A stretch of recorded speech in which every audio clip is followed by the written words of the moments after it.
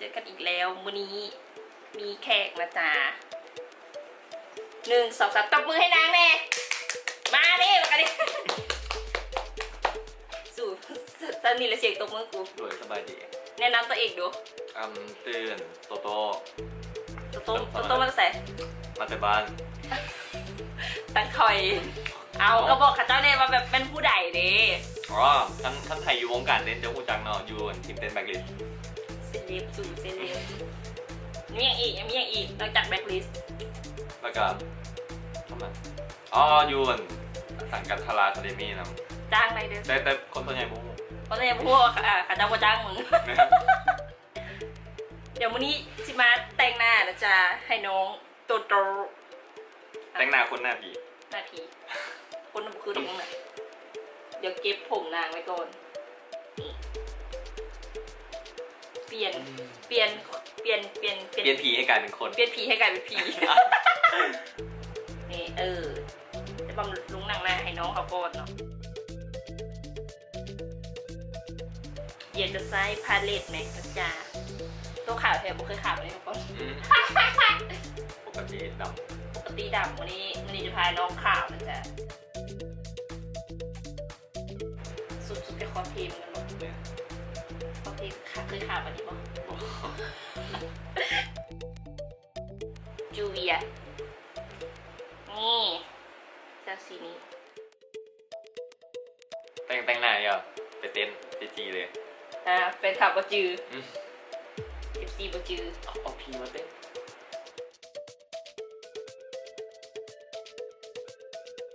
เดี๋ยวได้จริงกำลังเปล่งมาโบแมนไปนอนมามันเข้าดักกันเลยแบบคำหน่อยลงเขามาคอมพาเลตอีเจมเนาะสีขาวในการเซตติ้งหนังหน้าเคทีโด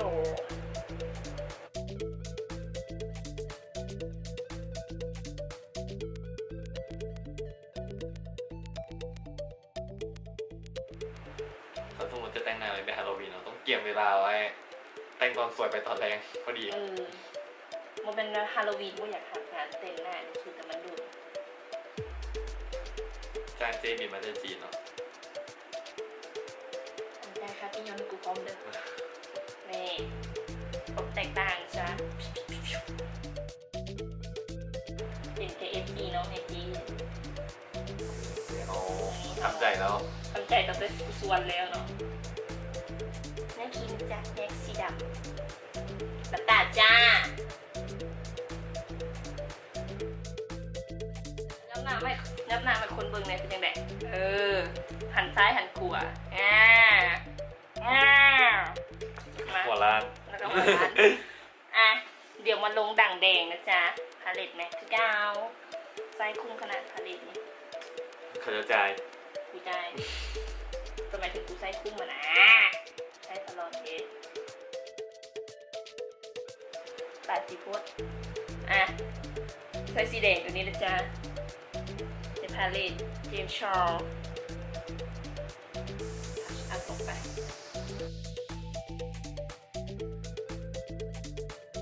เอาไปจ้ะยิ้มสีขาวจ้า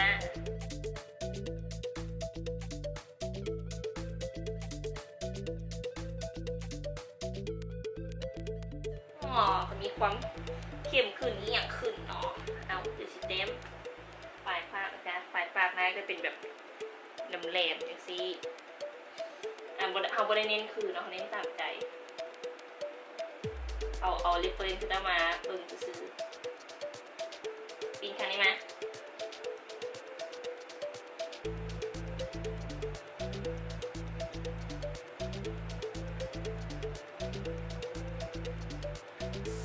ทาก็สวยแล้วเรื่องนางยองโยน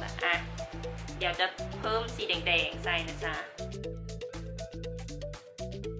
นี่ค่ะมันต้องถามน้องว่าอีเนี่ยแต่งลุคใดบทแต่งมาตื่นมาเป็นอย่างนี้เลยแล้วตอนแรกเนาะเจ๊ฉันมาบอกอยู่ว่ามึงคิดมาแล้วอ่ะกูแต่งหน้าแบบซัมมี่นี่ได้แต่งหน้าเขียนแต่คิ้วซื่อเข้ามาเขาเลยเจ๊บอกว่าเขียนคิ้วก่อนแต่ว่าเจ๊แต่งก่อนนานแล้ว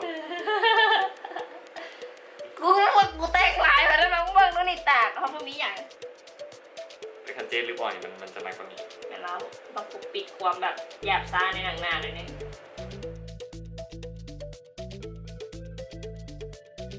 ซึ่งกันไหนเอาคืนมาแต่งหน้าเลย ในแรกอะห้าวเลยเป็นไงก็ได้มาฮอนปุ๊บว่าคิดผิดแล้ว ไม่น่าเลย ไม่น่าเลยอ่ะไส้สีดำนะจ๊ะเก็บรายละเอียดส่วนปลาย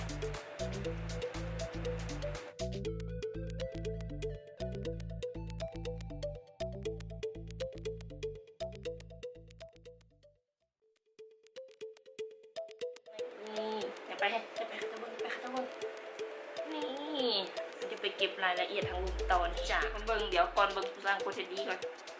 โฆษณาได้บอกกับบ่ได้เนาะสู่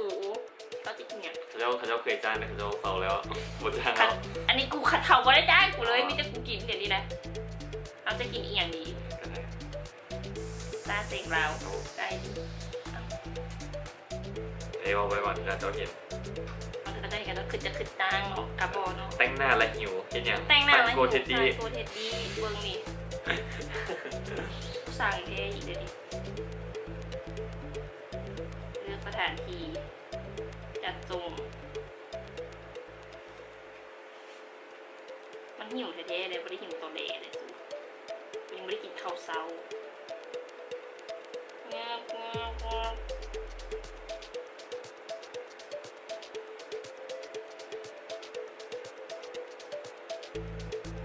อกยืนยันการสั่งซื้อตกลงนี่ ง่ายๆฉันมี ง่ายๆจะมีค่าส่ง6,000สั่งแล้วไหม อันค่าส่งค่ะนะบ่ได้อีหยังได้แค่โฮมเข้าบ้านกูนี่นะก็คุ้มแล้วหมากระลาย หมากระลายมาลายไปแล้วได้ดูงั้นกูก็จะโซกง่ายๆอีกได้ก็เลยบอกค่อยไม้เรื่องค่าส่งเนาะกูได้ไม้กะแต่อุ๊ย บอกว่าฮอนละ บอกว่ายังโอ้ยสู่สดเลี้ยวห้องกินยังวันเฮ็ดที่บอกขนาดนั้นนะสู่ขนาดนั้นนะมาให้เลยวะซึ่งงงเมื่อวันอย่างกับบริษัทโกเทดี้ข้างบ้านกว่าข้างบ้านก็ต้องยืมเงินกันด้วย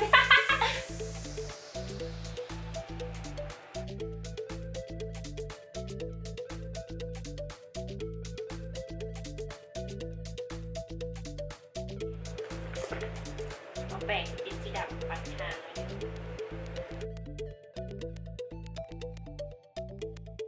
นี่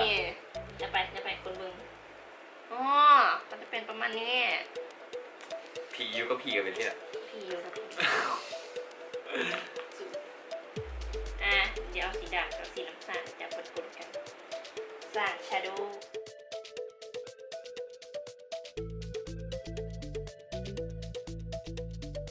หมดกรรมทันทีเดี๋ยวจะเอาอายแชโดว์สีดำเนาะเพิ่มวันนี้ให้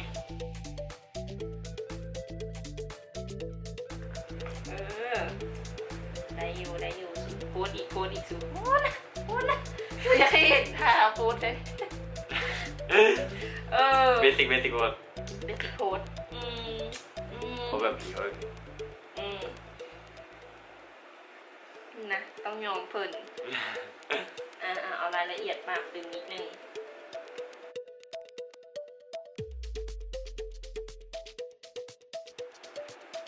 ก็คือกันปะนี่ยับหนาวใกล้ๆไหมก็ได้อยู่เนาะก็ได้อยู่ได้ตอนนี้แหละถูกเอาอย่างไรก็ถูกเมื่อยแล้วนี่นะพอแล้วนี่เซ็ตหน้าหน่อยนึงให้หน้ามันขาววันไหนบุคคาก็เอามือนี่ตัวไปเราเอามือตะกี้จะเติมสีน้ำตาลหน่อยนึงขอไปสีกับสีแดงมันจะเห็นมันเบิ่งยาคนที่เห็นเอาได้